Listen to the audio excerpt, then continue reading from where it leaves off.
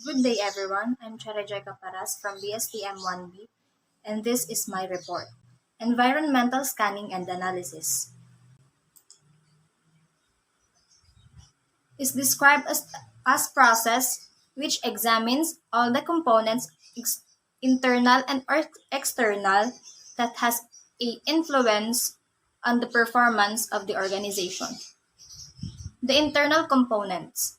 The internal components indicate the strengths and weakness of the business entity, whereas the external components represent the opportunities and threats outside the organization. Finally, the environmental analysis is awareness of the organizations out to the success. Levels of environmental analysis. Number 1. Macro-external environment analysis. General or remote level environment. These components offer opportunities and threats for the firm. Its components are economic, political, social, technological, and internal. Number 2. Micro-internal environment analysis or operating level. Its factors include competition, supplier, customer, channels, and manpower. There are two levels, industrial analysis and competitive analysis. Number 3, firm level internal analysis.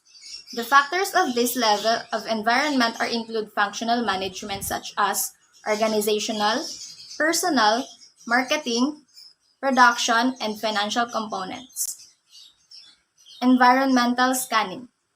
Meaning, environmental scanning is the process of gathering information about events and their relationships within organizations' internal and external environment. Environmental scanning is a process of gathering, analyzing, and dispensing information for practical or strategic purposes. Systematic approach. Under this approach, a systematic method is adopted for environmental scanning. The information regarding market and customer, government policy, economic, and social aspects are continuously collected. Ad hoc approach. Specific environmental components are only analyzed through study and survey. Ad hoc approach is useful for collecting information for a specific project, evaluating the strategic alternative, or formulating new strategies. Process form approach. The information collected from internal and external sources are used after processing them. Scan and assess the strength. This is the final step of environmental scanning process. It involves a detailed and macro study of the environment to identify the early signals of potential changes in the environment. The SWOT analysis. Strength and weakness are determined by internal analysis, whereas opportunities and threats are determined by the external analysis. Strengths. Characteristic of the business or project. They give it an advantage over others. Weaknesses are characteristics that place the team at the disadvantages relative to others. Opportunities, elements that the product or project could exploit to its advantages. Threats, elements in the environment that could cause trouble for the business or project. The SWOT analysis.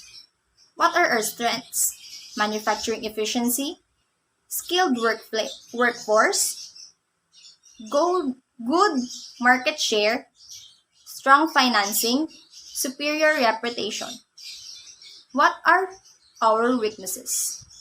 Outdated facilities, weak management, past plan failure. What are opportunities?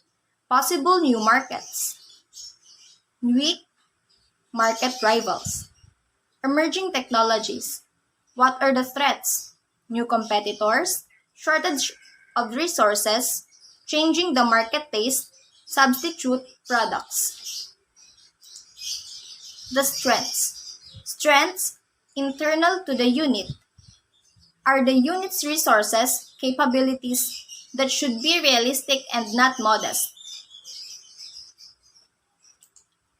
Weakness.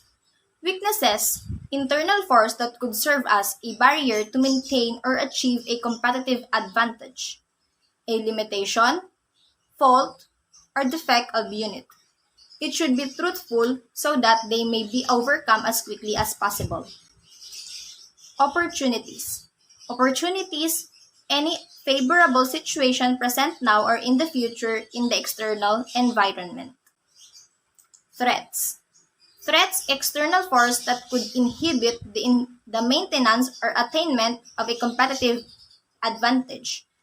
Any unfavorable situation in the external environment that is potentially damaging now in the future. The pest analysis. It is very important that an organization considers its environment before beginning the marketing process. In fact, environmental scanning or analysis should be continuous and feed all aspects of planning. The macro environment consists of political forces, economic forces, socio-cultural forces, and technological forces. These are known as pest factors.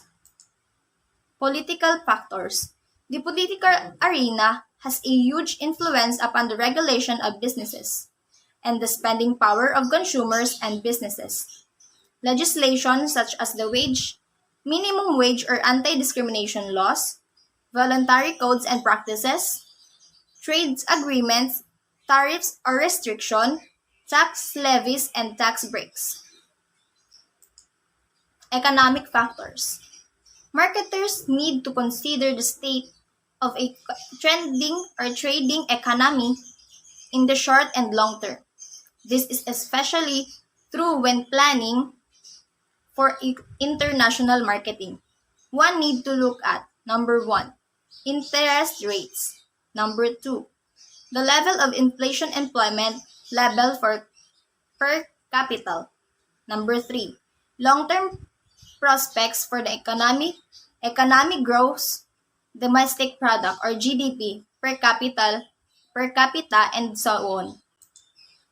Social-cultural factors, meaning the social and cultural influences on business vary from country to country.